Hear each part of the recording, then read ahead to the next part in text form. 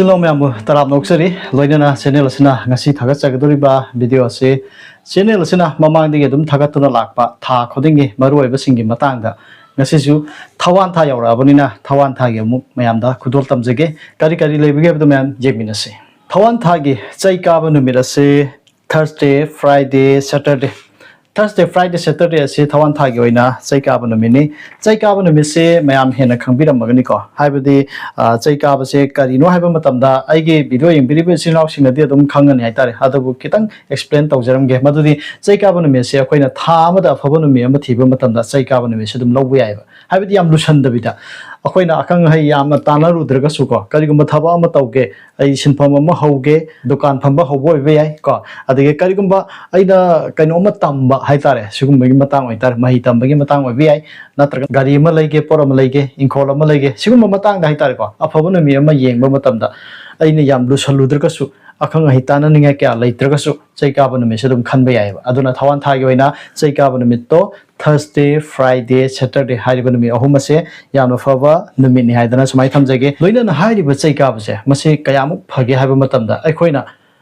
anga ama unage haiba matamda haitare nupi oibisingna anga unaba matamda numi afaba ama khalakpa matamda chaika ba numi se dum khanba yai haibidi chaika ba numi ta pokpa angang se mahakki maru mapang sing pulakpa matamda loina na mahangna hayang ahal loiragba matamda su mahakki friend circle kaya ama laigani dana natragna mahakki sahi lengagi mioi kaya ama laigani ba adugumba mayam sungdugi marakta mahangna khara mithoi mihen ba haibado oigani haidana sumai pirame ba adu ibitagadi afavunu mise khanba tabane mama apa oibasingna masi khangabani aduna Thawan thada anga unabigidaba leiba yauragasu Thursday Friday Saturday ahum ase khanba yai mathangi sina tanabu numit afabu numit leiba taragadi phatabu numit sudum leiba tabane aduna akoina tanaba se akoina phatabu numit ni kaina sudum khangnei ko kanagumba ningol oibisingna mapam changbuchu tanabu orgadi nungaite haidana changna tabu sudum yawe aduga tanabu numit sida pochai ama kai ma leiba sudum nungaite loinana thawai panba jiba ma lauba natraga pithokpa sisu kya nungaite aduna tanabu numit se masi je khoi khangdaba yade Thawan thagi oina tanabu numit se nomaijing amasung ningthauka ba haibadi Sunday Monday ani ase piramiko mathangi sina thasi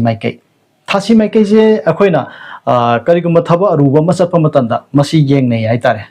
langphai chatpagumba natragna ai karigumba aruba thaba musat kadore adu ibitaragadi sigi maikai je thasi maikai je karomda lei habji khangba mathau tae Thawan thagi oina thasi maikai ase chingkhai hariba maikai ase thasi maikai chingeba nahaki yum leiribdo adudagi yengakpa matamda chingkhaironggi maikai je masi adomgi oina Thawan thagi oina masi thasi maikai chingeba thana siba maikai haidan khangnei ko aduna hariba mafam adomda yarik ngaba chat haide loinana hariba sida kariguma akoina chattaba sungya ma yadaba amal leire khalase adu ibitaragadi kari tawge haiba matamda akoina yumda leijariba lining thau ipaje masi khurumjaba chalamdai da fajana ningthina khurumbi baitare aini sachagadoriba thabase mai fangjege aini sachagadoriba thabasida ayat apan pibigano tekta kaidan yumda halakpa ngamba pinabi haidana sumaina khurumjaba dum yae aduna akoina chattaba sungya ma yadaba leiba yaurgade lining thau ipabu khurumjaraga chatpada dum ayat apan awa ana dagidi ngakthokpadi dum laiganeba masima sumai thamjage ko loinana hairiba tha sigoina makmai chakpa thaban haidana ama thambirame makmai chakpa thaban se yamna luba thabani haidana ahalaman singna adumaina haibirambane kaya kana di thengnade adubo aihangna mamang de sum haptano lae hairiba makmai chakpa thaban se kayamuk aruba oige haiba matamda hairiba thaban asida afaba thab kya tawnade fataba thabani haidana longnei haitare ko haibadi karigumba hariba thabana sida kanagumba magi dahun naring torogadi madu turei erechenba mahi masing tamba hobo oiragana mahi sagandaba hariba thabana sida angang unaba yawba taragade angang adu kya faboi da haitare masamu kya faboi da natagana khogi mari turei khara kanba adugumba oigalli gaina sumai piba masing mari fataba haitare ko loinana hariba thabana sida luhong khungdong mu yawragasu akhoi mari de kya faboi da kaina sumain khara piram haitare aduna basi yamna luba thabani haidana aina sudum tha khoding adum haptana laksabani makmai chakpa thaban haidana khangabani basi tarani panba amasung kunga mangani panba asumna ani piramiko mathangi sina Thawan thagi oina sahida sinjak niko jinjak se mamangi matamda ipai pusingna ngaktuna salamba do ngasigi naharolsing asida khara doisu kana gadra khalaga masi lokhotchabani masina akoina phatte haidana pirambasing ja masi charubada akoida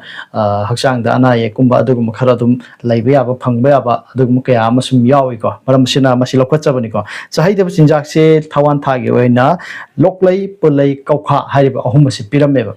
ahum masi chahide haidana haibiram haitari ko loinana mathange sina chilhaidaba lai chinba lai se ngasigi matamda nupi obising lai kya kana sinadre adubu mamangi matamda di lai yaudaba yade ningol obi nupi obising sina lai chinbagi matungina mahaki phajabagi lai teng kya amsa happy lai dugi manamdugi matungina akhoi hakchang da ngasi perfume chaineri bise masi chainaramde lai naramde maramuduna lai chilaga lai haw masen mamatan madugi manamduna dum nusiba polidan ko asigum baitar sigum kya am lai aduna nupi obising sina lai siam toini chinarambe aduna lai chenbase yaba yada baidana khar khaiduye tha mi goina khaido masila thawan tha yoina chilhaidaba lai ase yirum leiga tharoga ani si piramiko lai aduke matin yami lai ribase ado tha taragani thoisida asumna ani ni pulaga hapakpani sanare gumba lehau gumba masisu dum chinbe yadaba tha dum yauri bani ko ado handaki tha thawan tha yoina yirum lai tharo hariba anisi chilhaide haidana haibiramiko loina na thawan thagi oina ketu leikhun changba mase thabani ko thabani pige dori bise ado ketu leikhun changbase akoina kadino haiba matamda hairiba thabana sida pukri gumba guha gumba akoigi amang sanggumba laidana haibedi kom tawbani khangde lepak tawbai tar isam samna lepak tawbuse mase kya kanna tawnade fatte haidana pirame aduga afaba thabak thoram kya su tawna de haidana hairamiko karigumba hariba thabana sida tawba yawragadi ko tungda mi aduda amadi imung aduda turei irei yamna chenba lakani haidana piramiko aduna ni masi sudum akoina khangjinbada kanai khalaga masi hapchabani ko thawan thagi oina ketulai khun changba thabana se tarani panba amasung taraga mathoini panba hariba thabana ni si pirami mathang isina laisa laiba se masi ketulai khun changbaga mahaki result adum manai ko haibadi lebak tawse masi kya tawna de kom tawya de haidana pirameba aduna laisa laiba sisu taraga marini panba masimusu pirami masina maram oiraga aina haijaning bhai taragadi ketulai khun changba laisa laiba se akoina kom tawba ama maloi tokhraga akoina inkol koiba haidara amal lai ko lepak tawnai dra yo pak taw khopa sigum su kya adum haribanu mesing ase masi tawbiru no haidana sumai thamjage ko haibadi tarani panba taraga mathoini panba amasung taraga marini panba hariba thaban ahum ase masi tawbigu no haidana sumai thamjage ko loina hariba thawan thaja masigi mangani panba irai numita pakhang bagi maphamda machal ibema thengnau tabina chakni phiniba numit asida lanthong chanalupa arang arak mingonda pithok haide haidana sumain hairamiko hairiba sida thawan thagi mangani panba irai numit haibani ko irai numit handakidi irai numit tade ko haibadi ningthoka bataiba adumako thainigi akoigi thawan da hairambani aduna maram oiraga thawan gi mangani panba hairiba numitsa masi machal ibema thengnau tabina ibedo pakhang bagi mafamda changni phiniba numit haidana pibirameba aduna irai tai tade na adum yenaba he yawi ko haide mamangda aina video sum thagatpada mamangi oiba sumaina wari mo puthoraga numit su dum piram baitare thaban ga numit ka paraga ado handakti edu ta de kai harapus yawi ko adugi mari chungai le nante ko thawan ge mangani pamba numit sida pakhang bagi mafamda masalabe ma thingnau tabina changni phinibu numini maramasina hariba numit asida akoina arangara ko sigumba sanalupa lanthum mingonda pithokpa tawhaide pithokono haidana sumaina hairambani ko masigi muhutta akoina mingonda pithokpage muhutta ibudo pakhang badagi sumaina nijabasini hena phaba adumai laigani ko loina na thawan thagi tanaba numit amada katningba pot ama hekta kattuna iralu masibu pot lakpa numit haina kaubane apaiba langpham kokani ye haidana pirami ko thawan thagi tanaba numit amada akoina katningba pot ama katlaga iralu haibani ko masida akoina apaiba dasalang pham aitare masi kokani haidana pirambani ko hariba sibo akoina thawan pot lakpa kai hairaga khangnabudani ka thawan pot lakpa se akoigi sanakonung da sudum pangthong nei ko leba keba ningthongna dum pangthokpa aduguma thoram amani ko akoina sudum akoigi dasalang pham sigumba apai beda salang pamje kong na badum akoina ningjaba kachaba dum yai ko aduna hari basi amana Thawan gi mangani panba ngasai gi to akoina afaba hitari ko masi akoina changni fini ba numini masida arang ara sanalupa mingon pithok heidi haidana haibirame aduga Thawan gi tanaba numin amada haibani Thawan gi tanaba da ini ngasai panjagre tanaba numi hai targade nomaijing amsang thokaba nomaijing natraga ning thokaba ani sigi manungda adum hairiba thoram masi akoina tawjaba yai ko pangthok jaba yai haidana samai thamjage masini channel asina tha khoding goina leptana thaga charpa video singe manungda handakse Thawan tha yaurabanina Thawan tha ge amu aige sinau sing aige viewer singa thagat piro haidana haibir pakya ama leibe maramna masi mu thagat sabana haidana haijeri Thawan tha ge video se dum aige channel da sudum hana degi sudum yaurung gani ko mamang chahigi madugi mamangi smaina dum yaurung gani do aniro ahumro suruga su kasu kaide aina ahen ba khara dum hapchan ba yawi handak kisida aduna loinana ngasigi yengbiri ba sinau singna Thawan tha ge matangda khangbining amama leiraga su kauthoki bani khangde ko tha horok pa jakoina khangau da ba hekta yawi hitare aduna aina su masmaina sum thagalaga adom na aigi channel se subscribe to biraga di adugi notification dum la amgani haitare ko aduna lakpadugi maramna Thawan tha yaura ama le ko video thagale haidana sumaina yengna su ke ama yawi ko aigi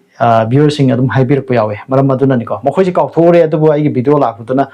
Thawan tha hor male hagudro male video la sumai le dana isan ja horge ka and main to me ama yawe hadana sumai thamjabani loina na yengbiri banga sigi sini raw sing sudum aina ngasi haijari ba video sida thamjari ba sing se masi adom gi boy ama kai mada adum isan biu ko tha mi goina natragana thelaga thamasu ya haitar ko haibidi tanabu no mi se sini aduga chai ka bana mi na sini afaba thaba ma kai ma taw haba matamda yengakpa matamda sigumusi khara yengba ma mathau taidana ayak sudum isalaga me ama thammi bani ayang sida laidiba lairi singse aigi si se mathon ani hum lai ko si lairi ngatane ba ko sumaina tasin khumjan jarga thamjarpa ngatani aduga mayam sudum aina dum sigumba kana ba me ama mayam khutol tamdona laksabani yengbiri ba khwai punu mupu amuka na thagap pungdok sari matang swaida ngasigi video si loisinjarge kanglai fa imana yai fare